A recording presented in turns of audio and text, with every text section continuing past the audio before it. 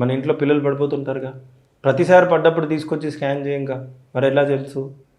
So తలకు దెబ్బ తగిలినప్పుడు దెర్ ఆర్ 2 సడన్గా అన్కాన్షియస్ అయిపోయారు,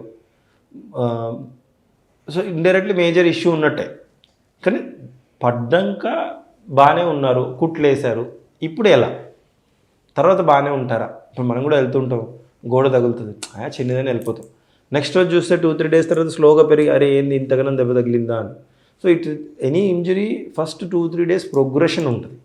సో హౌ టు ఐడెంటిఫై అంటే కొన్ని కాన్స్టిట్యూషనల్ సిమ్టమ్స్ ద్వారా తల దెబ్బ తగిలినప్పుడు వామిటింగ్ అవ్వడం, ఫిట్స్ రావడం, బేహోష్ అవ్వడం, ముక్కులోంచి, గొంతులోంచి, చెవులోంచి బ్లీడింగ్ అవ్వడం, ఇవన్నీ అవుతాయి. So these indicates something is really wrong inside.